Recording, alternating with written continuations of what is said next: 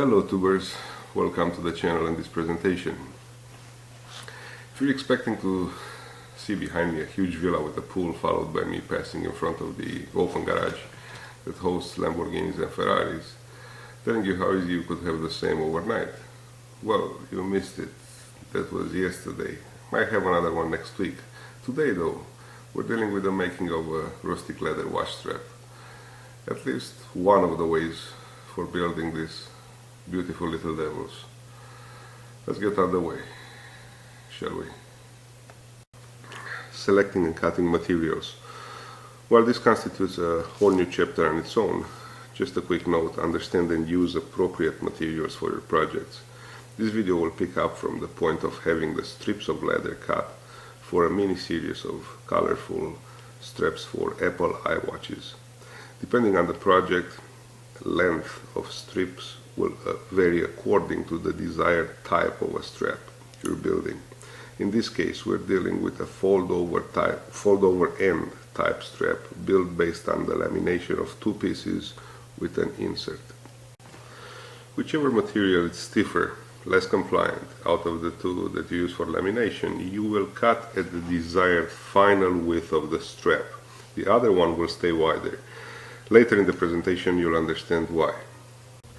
At this point you also determine the length of the insert. Now all three components will be skived. Skiving is the thinning of the material from the present thickness to a desired one, long ways in an angle like a wedge. For example, here we take the long strap and skive the fold over end for the point of turnaround all the way to zero thickness at the end for a blend-in effect. Also keep in mind that you need to be below 2 mm thickness at the point where the turnaround slides between the spring bar and the watch case for most applications. Now the point end of the long strap you just gradually thin from the point where the insert ends on the body towards the point end itself. Not to zero, but to an appropriate thickness for the project. Next, skive the insert all the way to zero again for a blend-in effect. The backing in this case, skive slightly towards the point end as well. It gets a bit technical, but if you know a little bit about leather work, you should be able to follow. After you have skived all three components, front, rear and insert, we're going to mark, roughen and glue them together. Glue the insert to the front. Line up the end of insert with straight line of skive, which coincides with beginning of the turnaround.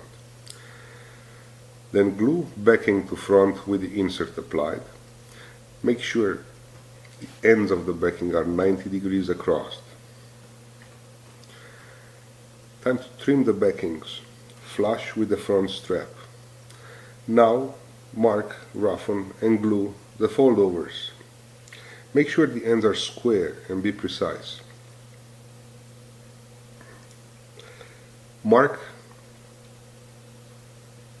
Get a pre-cut metal wire or any cylindrical object that will create enough space to later allow the spring bar passing through. Fold over it and mark exactly where the end will touch the body. Exactly. Then, using your choice of means for sanding, roughen the backing up to the markings. Exactly up to the markings. And that's how it should look, pretty much ready for working on the foldovers. Quick word about gluing, cementing, basically bonding two pieces of leather together. You always work in thin layers of bonding agent, and the way you do it, you apply the first thin layer, you let it dry into the fibers, completely dry. Then the second one, thin layer again, what that does, it activates the first layer that it's dry into the fibers, and the final result would be that the fibers of the two pieces you want to bond together will adhere to each other instead of just surface layers of glue. Using the same cylindrical spacer for markings, now you fold over and bond them together. You apply pressure and let them completely dry. A well-glued strap should perform well over time, even unstitched.